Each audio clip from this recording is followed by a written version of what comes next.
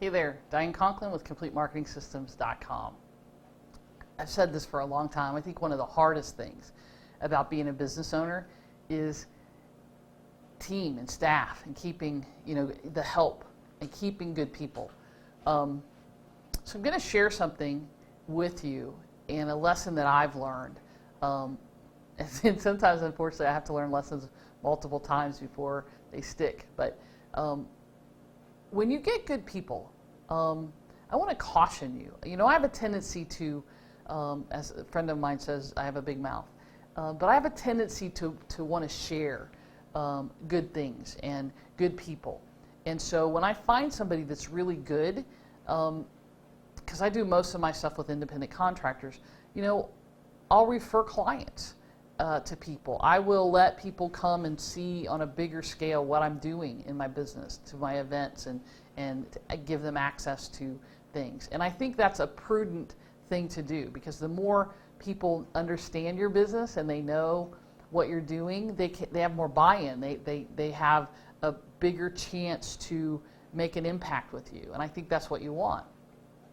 On the other hand, when you bring somebody in and help them along, it's frustrating when they then leave because they have skills and talents and abilities that they didn't have a few months or a year or whatever before, because you essentially paid for their education. Now look, I get it, this is part of business, but it's also very frustrating as a business owner. And this has happened to me a couple of times where I brought people in and the agreement was, because I was going to refer or whatever, I paid less. And over time, because I'm paying less, people get frustrated and decide they don't want to work with you anymore because they can go over here and make, twice as much or whatever the number is. And so what I'm saying to you, and the reason I'm sharing this with you, is I know that other people have this challenge because I've talked to people. I've never really heard anybody talk about this.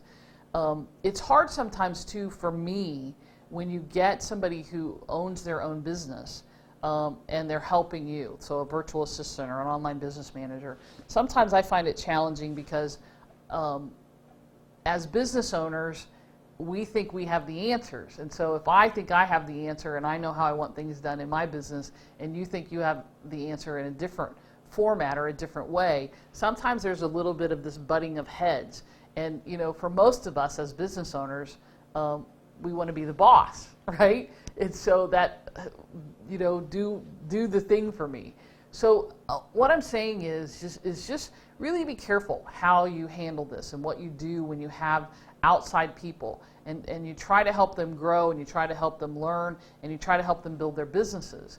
I don't know that there's a right answer, but I think there's a great dialogue that can start here about how do you go about bringing in people and working with people, and this not happening. And I think it's part of it is the nature of the beast, and I love growing people so that they can flourish and go out and do their own things, but there is sort of also that side that is like, lost another good one. So be cognizant, be aware, and just figure out how you're going to deal with that. One of the things I would also suggest, here's the big suggestion, is don't ever have just one person who knows everything, who's doing everything in a particular way or system. Because if they do leave, then you are, you're stuck. You're in a pickle. You don't have anybody to take those things over. So if you'd like to have a chance to sit in a room and deal with issues like this and really talk about it and hash things out in a group of other people like you,